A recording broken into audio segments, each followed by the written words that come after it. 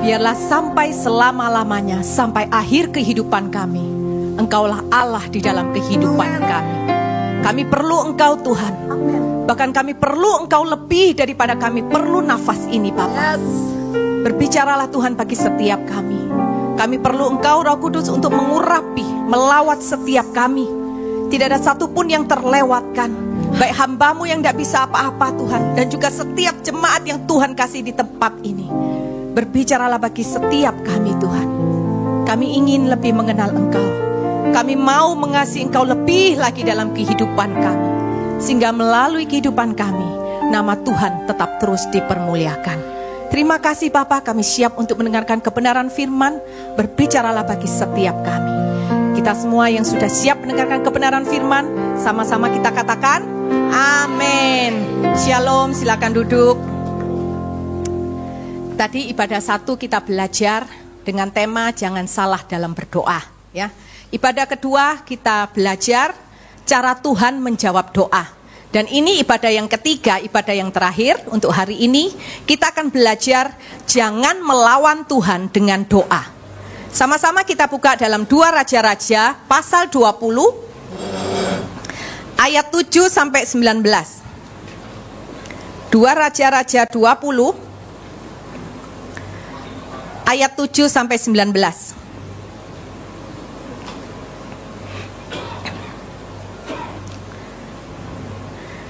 Dalam perikop ini, satu hari Raja Hizkia itu sakit parah, ya. Kemudian Tuhan Yesus mengutus Nabi Yesaya untuk datang kepada Raja Hizkia memberitahukan bahwa engkau tidak akan disembuhkan lagi, engkau akan menghadapi kematian, ya. Dan kemudian dalam ayat yang ke-7 kita baca, kemudian berkatalah Yesaya, ambillah sebuah kue ara. Lalu orang mengambilnya dan ditaruh pada bara itu, maka sembuhlah ia. Nah, kemudian Tuhan berkata, Tuhan akan menyembuhkan Hizkia. Dengan cara apa? Disuruh ambil, apa tadi? Kue ara, lalu ditaruh di bara itu, maka sembuhlah ia. Bara itu ditaruh di atas lukanya Hizkia. Kemudian setelah itu dia menjadi sembuh. Nah, kita hari ini belajar jangan melawan Tuhan itu dengan doa. Artinya apa? Yang pertama, jangan atur Tuhan itu dengan doa. Ikuti saja caranya Tuhan walaupun itu kelihatannya sederhana, ya. Raja Hizkia sudah sakit parah, tapi kemudian ketika Tuhan ingin menyembuhkan, disuruh apa? Ambil kue ara, taruh di atas bara itu, sembuh. Nah, kadang-kadang kita ini sebagai manusia, kita tuh terlalu berpikir itu secara logika. Loh, mana mungkin itu bisa terjadi? Loh, kenapa hal yang sederhana sekali? Nggak mungkin bisa, harusnya begini, harusnya begitu. Kita seolah-olah lebih tahu daripada Tuhan. Tapi hari ini kita belajar dari Raja Hizkia. Ketika Nabi Yesaya berkata ambil kue ara, dia pun juga melakukan. Karena apa? Dia percaya bahwa kesembuhan, bahwa breakthrough, bahwa pemulihan di dalam kehidupan kita bukan karena sarananya, tetapi karena kuasa Tuhan yang dahsyat. Amin, saudara. Kita belajar jangan seperti Naaman. Yuk coba kita buka dalam 2 Raja-Raja 5 ayat yang ke-10 dan 11. Elisa menyuruh seorang suruhan kepadanya mengatakan, pergilah mandi berapa? 7 kali dalam sungai Yordan, maka tubuhmu akan pulih kembali sehingga engkau menjadi tahir. Ayat 11. Tetapi pergilah Naaman dengan gusar sambil berkata apa? Aku sangka bahwa setidak-tidaknya ia datang keluar dan berdiri memanggil nama Tuhan Allahnya, lalu menggerak-gerakkan tangannya di atas tempat penyakit itu, dan dengan demikian menyembuhkan penyakit kustaku. Jangan seperti Naaman, ya. Naaman ini nggak terima, dia bilang, loh, aku nih kena sakit kusta loh. Sakit yang gak mudah loh disembuhkan. Sakit yang membuat orang itu gak enak. Karena apa? Ketika sakit kusta engkau harus dikucilkan. Masa ketika sekarang aku mau mendapatkan kesembuhan, Elisa ini menyuruh suruhannya. Cuma dia bilang, udah kasih tahu deh lu sama Naaman, suruh dia pergi mandi 7 kali dalam sungai Yordan, nanti dia akan sembuh. Nah, Raja Aman berkata gini, loh, kenapa kok dia suruh orang suruhannya? Setidak-tidaknya harus dia keluar. Kemudian dia harus tumpangkan tangannya, gerak-gerakkan di atas penyakitku supaya aku jadi sembuh. Tapi lihat saudara, bahwa segala sesuatu kalau memang Tuhan mau sembuhkan, Tuhan mau pulihkan saat itu juga, itu mudah sekali. Kita jangan mengatur Tuhan itu dengan doa. Segala sesuatu Tuhan bisa pakai kok caranya untuk melakukan mujizat di dalam kehidupan kita. Dan kita percaya bahwa sampai hari ini mujizat itu ada. Amin. Hari ini kita belajar yuk. Kalau doa jangan harus suruh hamba Tuhan yang tumpang doa.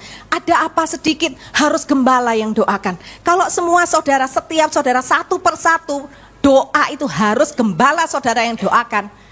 Belum 1 minggu gembala saudara sudah keok. Sudah angkat tangan, gak kuat. Nah kadang-kadang kita ini punya paradigma yang salah. Karena apa? Kita tidak kenal sama Tuhan. Kita tidak kenal cara kerja Tuhan. Mari hari ini kita jangan melawan Tuhan dengan doa. Kita pikir dengan kita mengatur Tuhan itu baik. Karena kita tahu apa yang kita mau. Tuhan itu pun juga tahu apa yang kita mau. Tetapi apa yang kita mau belum tentu yang terbaik menurut Tuhan. Amin.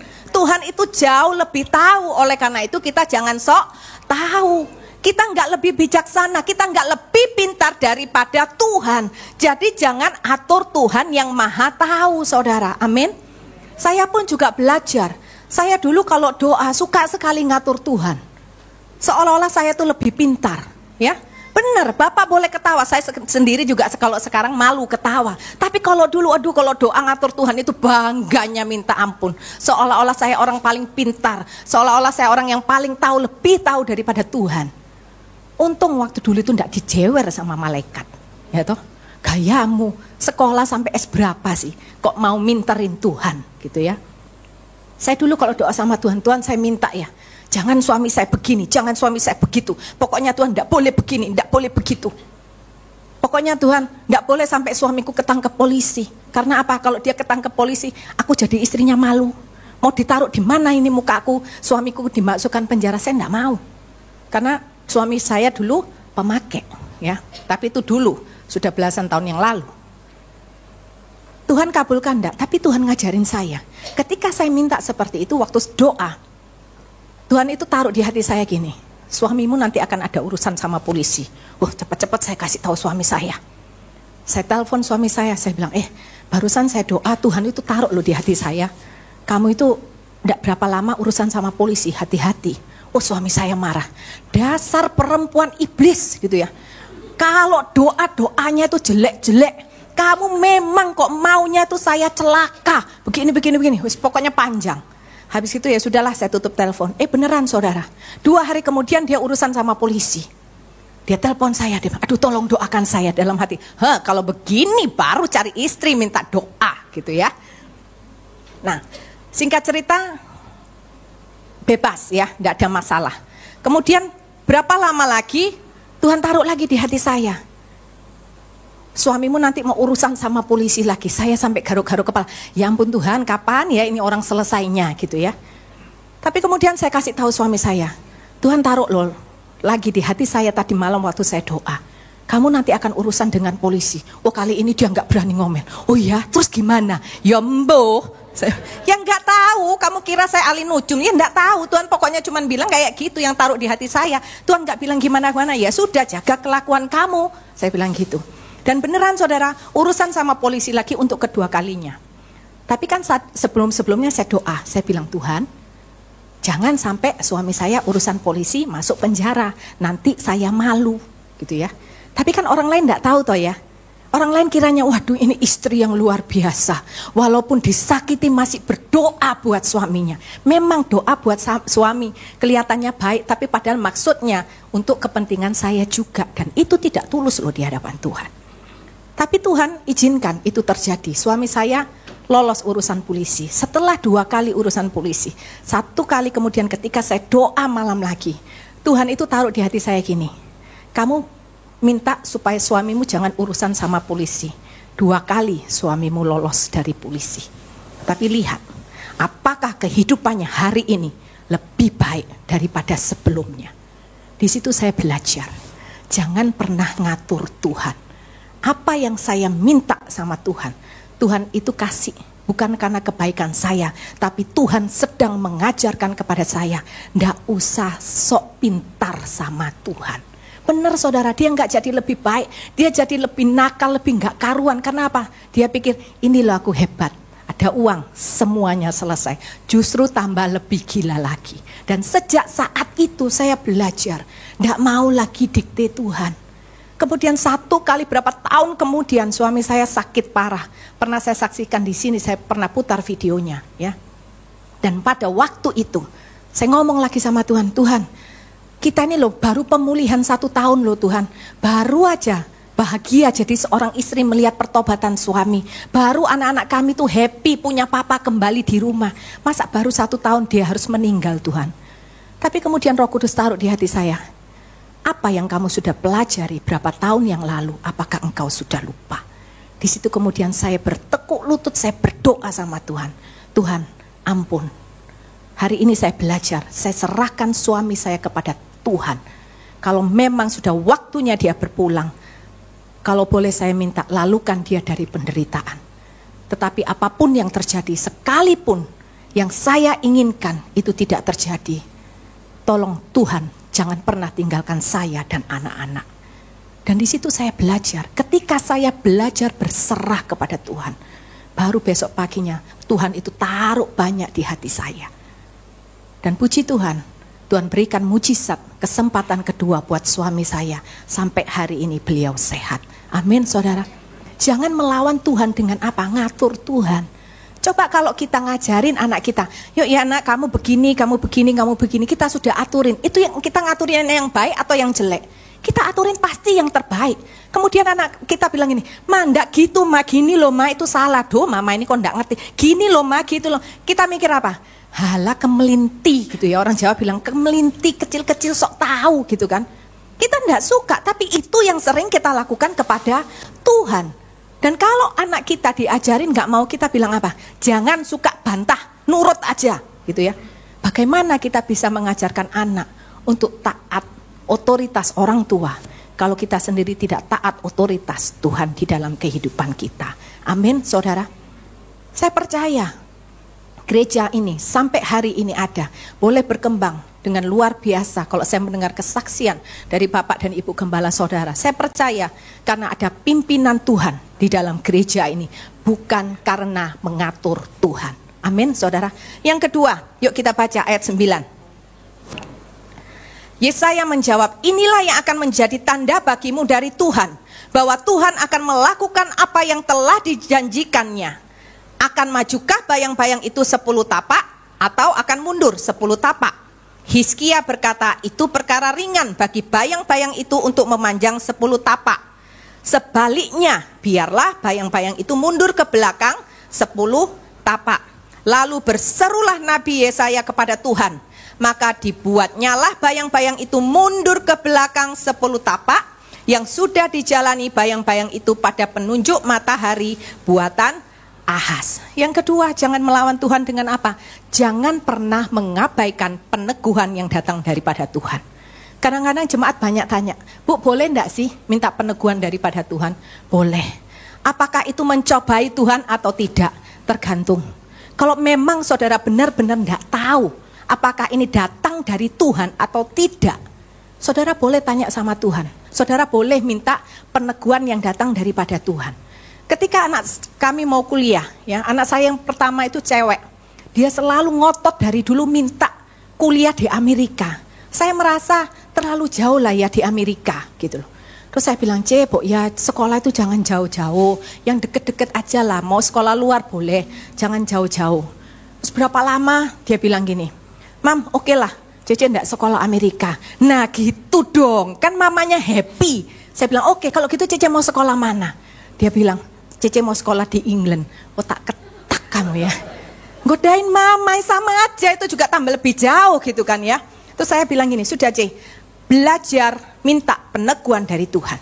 Kalau memang Tuhan suruh kamu ke Amerika, maka mama akan melepaskan kamu dengan damai sejahtera. Tapi kalau bukan, jangan coba-coba, karena hidupmu tidak akan meraih masa depan yang baik karena engkau sedang melawan Tuhan. Akhirnya dia berdoa, Saya bilang gini, C, cobalah kuliah di Australia. Saya memang ditaruh di hati saya itu mau sekolah di Australia, tapi dia nggak mau. Dia bilang gini, aduh, dulu Daddy, Mami sekolah di Australia, masa anaknya sekolah di Australia? Loh, memangnya kenapa? Ya, nggak mau saudara. Dia daftar sekolah, semuanya dia daftar di Amerika. Saya bilang, C, nggak daftar di Australia, nggak mau mah di Amerika. Ya udah, kan saya sudah belajar untuk mengandalkan Tuhan. Bondonya, modalnya cuma modal doa dari orang tua.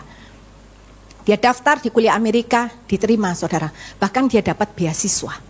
Kemudian satu kali dia berkata gini sama saya, Mam, Cece diterima di kuliah di Amerika.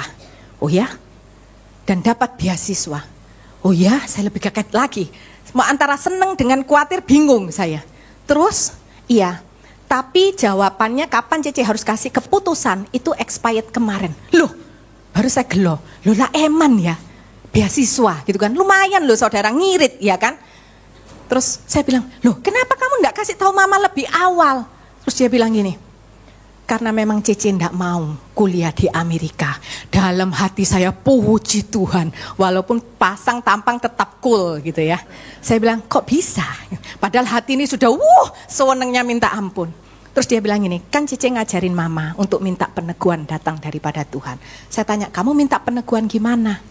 Dia itu orangnya takut naik pesawat, apalagi di malam hari. Pernah kita sekali ke Eropa, satu keluarga.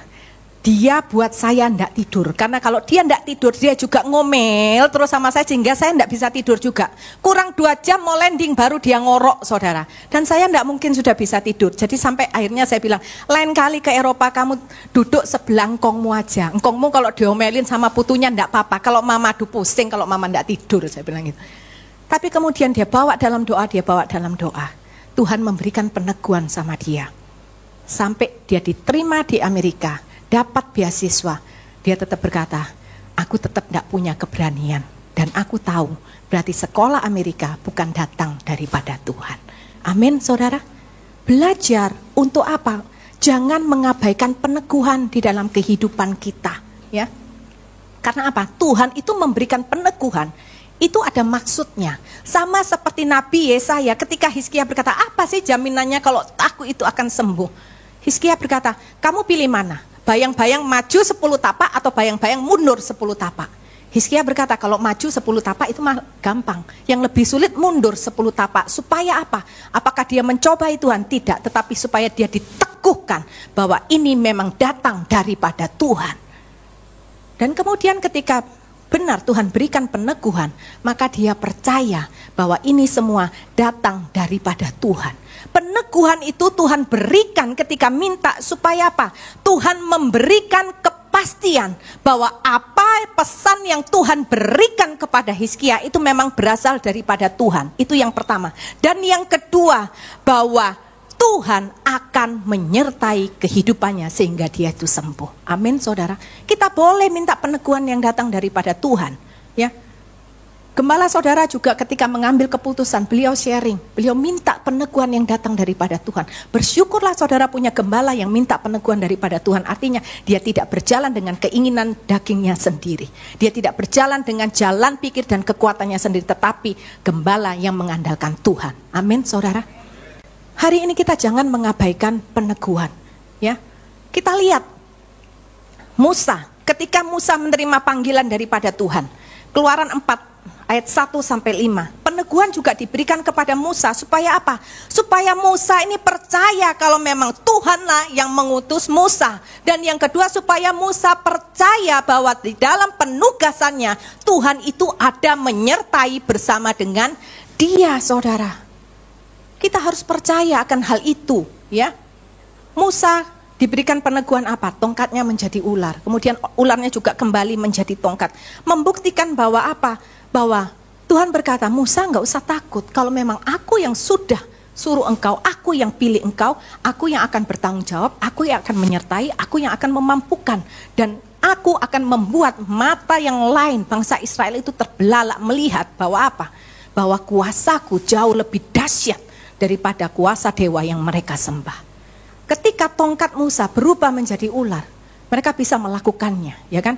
Tapi kemudian Tuhan buat satu kali lagi dari ulam menjadi tongkat. Di sana Tuhan itu punya maksud bahwa ini loh, kuasa Tuhan itu tidak tertandingi oleh kuasa apapun di muka bumi ini. Amin, saudara. Saya pun juga pernah meminta peneguhan daripada Tuhan. Ketika belasan tahun yang lalu, saya mengalami pergumulan rumah tangga. Nah, pada waktu saya mengalami pergumulan rumah tangga, saya belum Kristen, saudara ya. Saya dulu di Katolik. Dan saya itu tidak pernah baca firman. Jadi saya itu tidak mengerti apakah perceraian itu boleh atau tidak. Dan kemudian ketika saya bertobat, saya datang kepada Tuhan. Saya belum tahu ini Alkitab, baru aja masuk Kristen, baru aja belajar baca Alkitab. Jadi saya itu tidak ngerti. Jadi saya tanya sama Tuhan, Tuhan, kalau memang Tuhan suruh saya kembali sama suami saya minta 3 peneguhan. Dan benar saudara, Tuhan itu berikan 3 peneguhan. Tuhan itu genapi. Dan ketika ketiga peneguhan itu Tuhan genapi, maka bagian saya harus melangkah. Jangan saudara minta peneguhan dari Tuhan, sudah diteguhkan oleh Tuhan, kemudian saudara mengabaikan, saudara tidak mau lakukan. Itu sama saja kita sedang melawan Tuhan. Amin saudara. Tapi kalau hari ini saya kasih tahu, kalau mau ada yang bercerai, tidak usah lagi menyontoh saya. Saya dulu minta peneguhan karena tidak ngerti. Kalau sekarang saudara saya kasih tahu, Tuhan benci perceraian. Kalau engkau mengasihi Tuhan, apakah engkau mau melakukan apa yang Tuhan benci di dalam hidup? Amin saudara. Kadang-kadang, Bu, tapi suami saya sudah tidak cinta saya. Itulah yang namanya pikul salib, itulah yang namanya sangkal diri. Mengikut Tuhan bukan tentang kenyamanan, tetapi mengikut Tuhan, apakah engkau berani untuk pikul salib dan sangkal diri, taat dan setia sampai akhir kehidupan. Itu adalah iman. Amin saudara. Jadi hari ini yuk kita belajar. Jangan mengabaikan peneguhan. Kita boleh minta peneguhan, tapi jangan pernah kita mengabaikan peneguhan, ya. Dan juga jangan kalau sudah tahu, Tuhan tolong ya kasih peneguhan. Kira-kira aku boleh enggak ya mencuri? Soalnya aku lagi uangku sudah habis, 100 rupiah pun aku enggak punya. Itu namanya GILA, ya. Jangan main-main dengan minta peneguhan. Karena engkau tidak boleh main-main dengan Tuhan. Belajar untuk menghormati Tuhan. Ketika memang engkau tidak mengerti, engkau boleh minta peneguhan. Tetapi ketika peneguhan itu sudah diberikan, maka bagianmu adalah melangkah itu sesulit apapun. Sekalipun kau harus bayar harga, engkau tetap harus melakukannya. Karena apa? Ketika peneguhan itu sudah diberikan, Tuhan berkata, jangan takut, aku yang menyertai engkau. Amin saudara. Kalau Tuhan yang menyertai kita, siapa yang bisa mengalahkan kita? Kita pun harus bisa mengalahkan rasa takut dalam diri kita dengan apa? Terus bersandar sama Tuhan. Ketika engkau takut, engkau datang sama Tuhan. Takut lagi, Bu, datang terus sama Tuhan. Sampai engkau benar-benar punya iman yang bulat di hadapan Tuhan. Amin saudara. Ya. Yang ketiga, mari kita baca ayat 12 sampai 13. Pada waktu itu Merodak Baladan bin Baladan Raja Babel menyuruh orang membawa surat dan pemberian kepada Hizkia, sebab telah didengarnya bahwa Hizkia sakit tadinya. Ya, ayat 13. Hizkia bersukacita atas kedatangan mereka, lalu diperlihatkannyalah kepada mereka segenap gedung harta bendanya, emas dan perak, rempah-rempah dan minyak yang berharga, gedung persenjataannya dan segala yang terdapat dalam perbendaharanya. Tidak ada barang yang tidak diperlihatkan Hizkia kepada mereka di istananya dan di seluruh daerah kekuasaannya. Jangan sombong karena Tuhan mengabulkan doamu. Jangan sombong karena Tuhan mendengar doa kita. Amin saudara. Hizkia diberikan kesempatan oleh Tuhan. Tapi kemudian apa? Dia menjadi sombong. Jangan kita jadi sombong karena kita menerima kasih anugerah Tuhan. Yang namanya kasih anugerah Tuhan itu artinya kita tidak layak tapi kita dilayakkan. Seharusnya kita itu tidak layak terima itu semua, tapi kita dilayakkan. Jadi tidak ada sesuatu pun yang bisa kita sombongkan di dalam apa? Kehidupan kita. Dan kalau saudara tadi mendengar di ibadah yang kedua bahwa Tuhan melakukan mujizat, Tuhan menjawab doa kita sesuai dengan kehendaknya yang kudus, maka tidak ada satupun Tuhan itu mengabulkan doa kita karena kebaikan, karena kebenaran kita. Jadi jangan menjadi sombong. Kalau hari ini Tuhan sedang angkat kehidupanmu, Tuhan sedang taruh engkau di atas, itu bukan untuk menjadi kebanggaanmu, tetapi itu harus menjadi kesadaran buat kita. Untuk yang pertama adalah apa? Belajar kerendahan hati, karena engkau tahu bahwa semuanya ini hanya karena kasih karunia dan kebaikan Tuhan. Amin. Dan yang kedua, kalau engkau sedang ditaruh tinggi oleh Tuhan, engkau harus ingatkan dirimu bahwa seluruh mata itu akan memandang engkau. Jangan jadi batu sandungan dengan menjadi orang yang tinggi hati. Tetapi apa? Engkau harus menceritakan, aku ada di posisi sekarang, kalian semua bisa lihat aku. Itu semua karena pekerjaan Tuhan di dalam kehidupanku. Amin, saudara. Apapun yang kita mau kerjakan, kalau bukan Tuhan yang menyertai, semuanya itu tidak akan ada hasilnya. Semuanya itu akan sia-sia. Tetapi engkau tidak punya apa-apa, asal ada Tuhan bersamamu, engkau bisa jadi luar biasa. Hari ini jangan jadi orang Kristen yang suka minder. Saya dulu suka sekali minder, disuruh doa tidak berani. Sudah sekolah teologi S1 sudah, terus gembalanya bilang, Debbie besok kamu khotbah. Tidak bisa Pak, tidak bisa itu memang sampai mau nangis. Memang beneran saudara, saya takut banget. Terus gembala saya hanya bilang gini, Debbie, ketika kamu bilang tidak bisa, itu kamu itu sombong. Loh kok bisa Pak? Iya, karena ketika kamu disuruh memberitakan firman engkau tidak bisa, berarti engkau sedang berpikir engkau memberitakan firman dengan kekuatanmu, dan itu terkutuk di hadapan Tuhan. Kelihatannya kita adalah orang apa? Rendah hati. No. Menurut Tuhan itu adalah orang yang tinggi hati. Karena apa? Engkau pikir segala sesuatu yang engkau lakukan itu karena engkau pandai, karena engkau bisa, karena kekuatanmu. Tetapi semuanya itu semata-mata karena Tuhan yang memampukan kita semua. Amin, saudara. Dari situ kemudian saya belajar. Apakah setelah diomongin gitu langsung berani? Enggak, saudara. Semuanya itu proses. Itulah yang dinamakan pengalaman iman, ya. Pengalaman iman. Bagaimana saya mengusir rasa takut saya? Saya datang kepada Tuhan. Saya berkata, Tuhan ampuni ya, aku ini ternyata orang yang sombong. Padahal aku pikir aku orang yang rendah hati. Tetapi melalui hamba-Mu hari ini aku belajar. Aku mau belajar rendah hati. Tuhan, aku tidak mampu, tapi tolong Engkau yang memampukan. Tapi setelah itu apa? Bukan langsung besok naik di atas mimbar. Enggak, harus ada persiapan. Dari sejak dulu sampai hari ini saya belajar. Ketika diberikan kepercayaan pelayanan, saya selalu datang kepada Tuhan. Kadang-kadang anak saya bilang ini, Mami loh kalau ngajarin kita, ada PR langsung dikerjakan. Mami sudah tahu ada jadwal, kenapa enggak langsung kerjakan khotbah?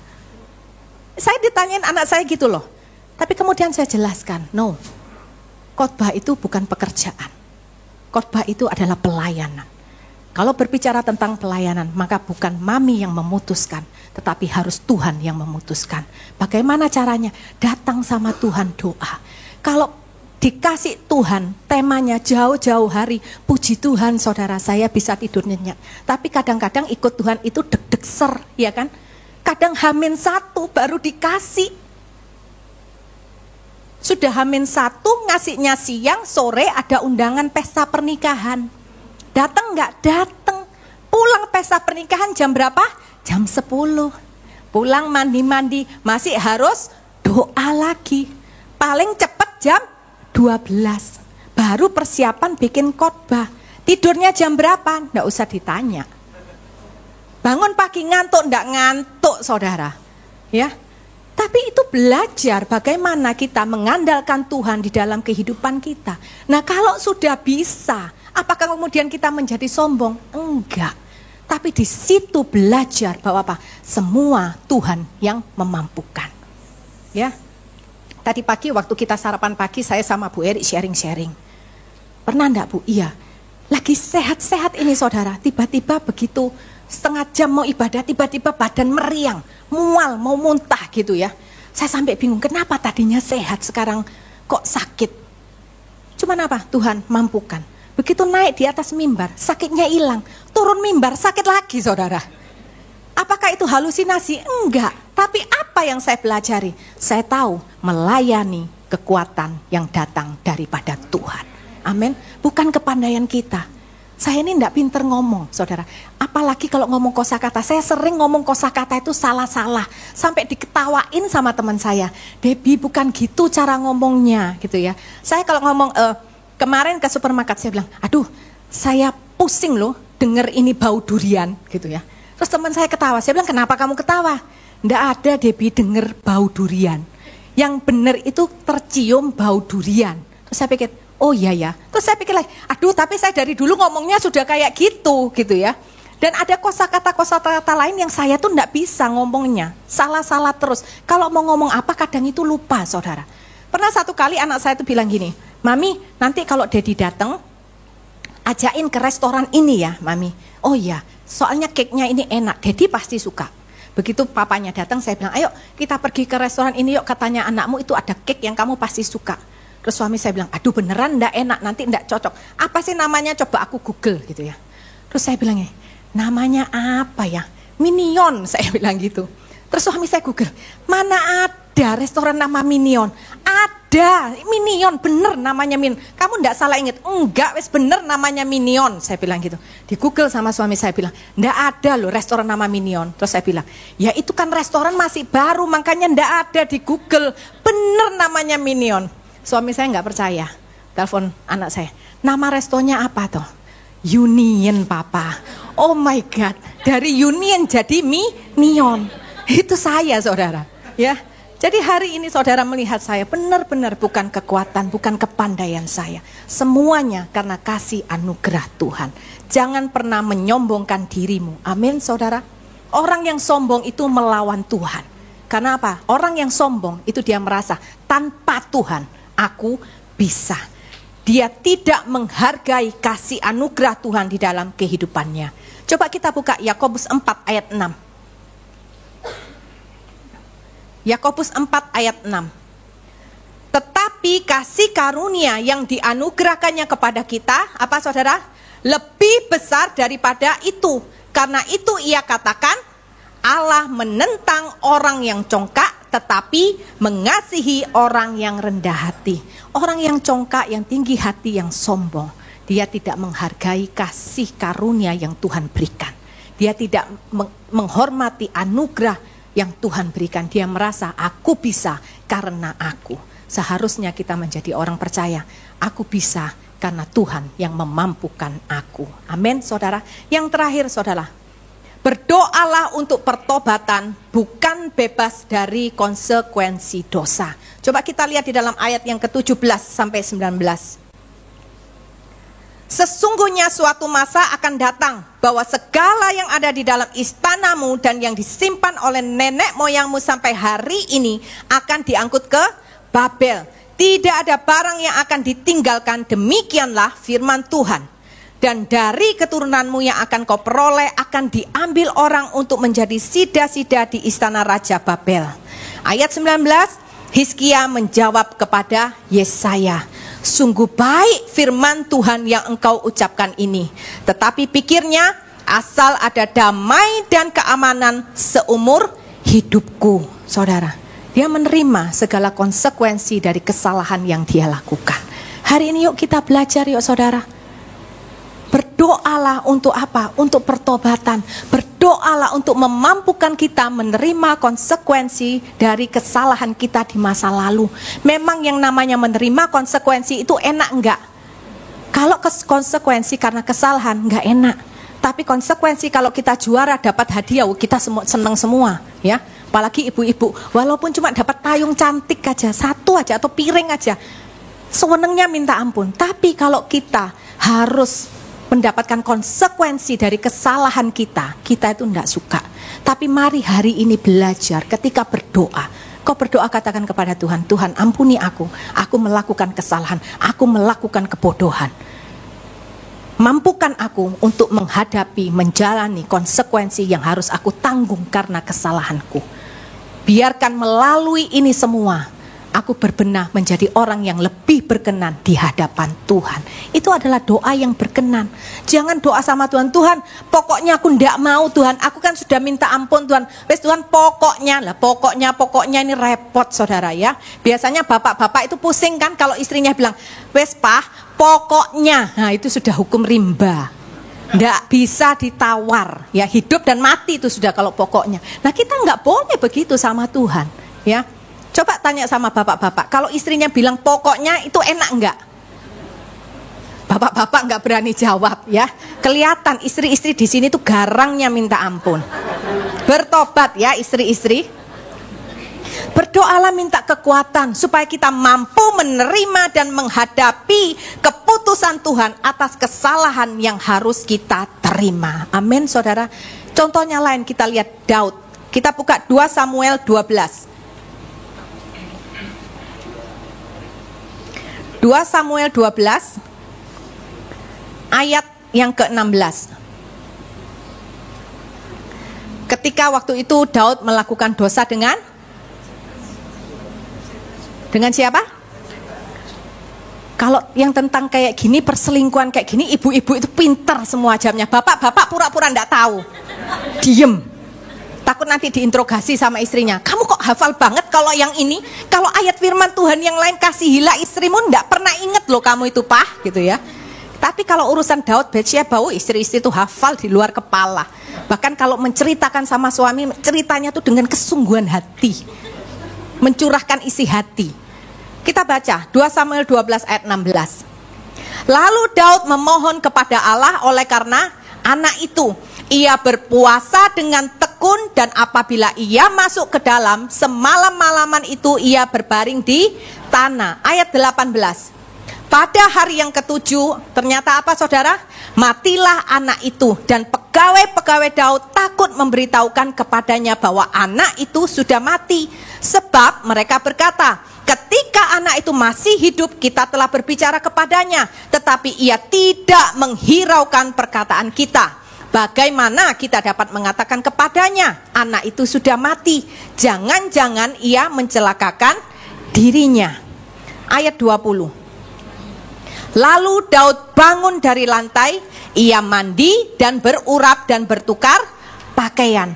Ia masuk ke dalam rumah Tuhan dan sujud menyembah. Sesudah itu pulanglah ia ke rumahnya dan atas permintaannya dihidangkannya kepadanya roti, lalu ia makan.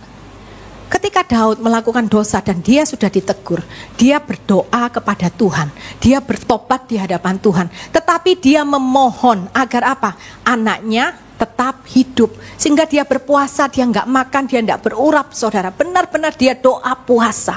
Tapi ternyata setelah hari ke-7 apa yang terjadi? Anaknya itu tetap mati, anaknya itu mati. Dan kemudian seharusnya apa yang terjadi? Harusnya dia lunglai. Saudara kalau doa puasa, habis gitu yang terjadi tidak sesuai dengan apa yang saudara minta, apa yang terjadi? Saudara happy? Itu mah ngomongnya happy ya kan?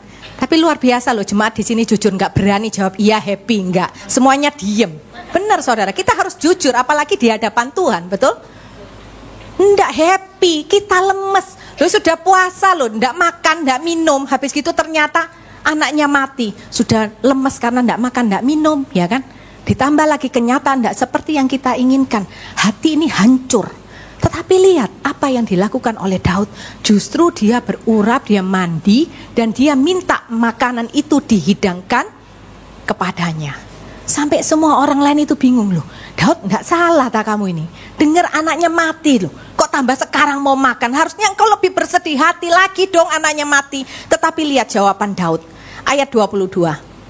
Selagi anak itu hidup, aku berpuasa dan menangis. Karena pikirku siapa tahu Tuhan mengasihi aku sehingga anak itu tetap hidup. Tetapi sekarang ia sudah mati. Mengapa aku harus berpuasa? Dapatkah aku mengembalikannya lagi? Aku yang akan pergi kepadanya, tetapi ia tidak akan kembali kepadaku. Belajar seperti Daud. Orang yang bertobat itu tidak akan protes lagi sama Tuhan. Apapun yang Tuhan putuskan, hati yang bertobat ini dia akan berkata, terserah Tuhan. Yang penting saat ini Tuhan ampuni aku. Fokusku sekarang adalah memperbaiki diri, merubah segala sesuatu yang tidak berkenan di hadapan Tuhan, supaya hidupku tidak sama lagi dengan yang kemarin. Hidupku semakin hari semakin berkenan di hadapan Tuhan. Orang yang bertobat itu tidak lagi memikirkan dirinya sendiri. Aduh Tuhan, tapi kan gini Tuhan, tapi kan gitu Tuhan. Aduh, jangan banyak ngomong deh saudara. Amin. Kalau engkau bertobat, bertobatlah dengan kesungguhan hati. Dan saya percaya orang yang bertobat, Tuhan itu pasti akan memampukan. Karena Tuhan tidak pernah menginginkan ada satu jiwa yang binasa. Amin saudara. Jangan melawan Tuhan. Dengan apa? Tuhan, aku mau bertobat. Tapi, loh jangan dengan tapi. Pertobatan itu bukan dengan persyaratan, tetapi pertobatan itu harus engkau tunjukkan dengan apa? Perbuatan yang nyata. Pertobatan itu disertai oleh bukti yang nyata bahwa engkau sudah meninggalkan kehidupanmu yang lama, beralih kepada kehidupan yang baru, berjalan sesuai dengan tuntunan kebenaran firman Tuhan di dalam kehidupanmu. Amin saudara. Menjadi Daud tidak mudah. Hatinya pasti hancur kehilangan anaknya, tetapi dia belajar Tuhan yang berdaulat. Hari ini bagianku adalah aku bertobat dan menunjukkan keseriusanku di hadapan Tuhan. Bagaimana seorang yang bertobat itu selayaknya harus bersikap di dalam kehidupannya. Amin saudara. Saya undang tim PAW ke depan. Hari ini kita belajar, jangan melawan Tuhan dengan doa. Yang pertama, jangan pernah atur Tuhan dengan doamu. Yang kedua, jangan mengabaikan peneguhan di dalam kehidupan kita. Yang ketiga, jangan sombong karena Tuhan mendengar doamu. Dan yang terakhir, belajarlah untuk memampukan kita bertobat setiap hari, bukan berdoa untuk membebaskan kita dari konsekuensi kesalahan kita. Karena di dalam kita menghadapi konsekuensi kesalahan, disitulah kita sedang belajar dan diingatkan untuk apa? Untuk supaya kita jangan jatuh ke lubang yang sama untuk kedua kalinya. Amin saudara. Mari kita bangkit berdiri, kita menghadap hadirat Tuhan. Apapun yang terjadi dalam kehidupan kami, Kau tetap Allah yang kami sembah. Engkau adalah Allah yang kami puja Tuhan. Hari ini kami belajar bagaimana kami menghormati Tuhan. Kami belajar, kami tidak mau melawan Tuhan dengan doa, tetapi justru dengan doa kami belajar untuk menghormati Tuhan. Kami belajar Tuhan untuk tidak mengatur Tuhan melalui doa, tetapi doa kami menunjukkan Tuhan, terjadilah kehendak-Mu dalam kehidupanku. Kami tidak mau Tuhan mengabaikan peneguhan, karena peneguhan bagi kami adalah sebuah janji, di mana memang semua pesan itu berasal daripada Tuhan, dan sebuah janji bahwa Tuhan akan menyertai kami sampai akhir kehidupan kami. Kami tidak perlu takut menghadapi apapun. Ketika kami tidak mengerti, kami boleh minta peneguhan. Tetapi ketika peneguhan itu sudah Tuhan berikan, maka bagian kami adalah melangkah dengan iman. Sekalipun mungkin ketika kami melihat keterbatasan kami punya rasa takut. Tetapi kami belajar, ketika kami mendapatkan peneguhan, kami melihat kepada Tuhan, bukan kepada kekuatan kami. Kami melihat kepada hati Tuhan yang akan selalu menyertai kami. Kami melihat kepada Tuhan, hati Tuhan yang selalu mengasihi kami. Kami percaya bersama dengan Tuhan kami mampu menghadapi apapun. Kami juga tidak mau Tuhan menjadi orang yang sombong, karena Tuhan mendengar doa kami.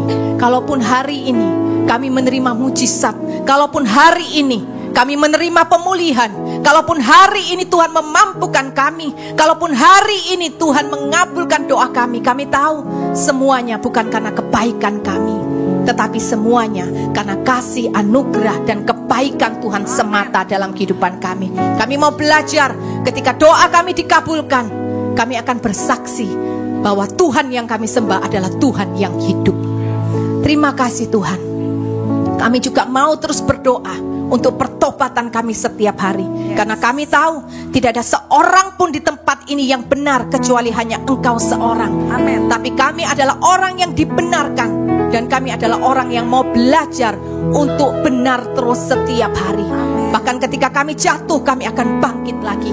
Kami akan tetap terus bersandar kepada kekuatan Tuhan. Kami percaya ketika kami mau melakukan kebenaran, Tuhan pasti memampukan kami Tuhan. Terima kasih Tuhan Yesus yang baik. Koreksi terus hati kami, Tuhan. Ketika masih banyak kesalahan, paradigma kami yang salah, Tuhan beritahukan kepada kami, supaya kami bisa berbenah, supaya hidup kami semakin hari semakin berkenan di hadapan Engkau. Karena satu hal juga kami tahu, Engkaulah Tuhan di dalam kehidupan kami. Terima kasih Tuhan Yesus yang baik. Engkau adalah Allah segalanya di dalam kehidupan kami. Mari katakan, kami mau sembah Engkau ya Tuhan.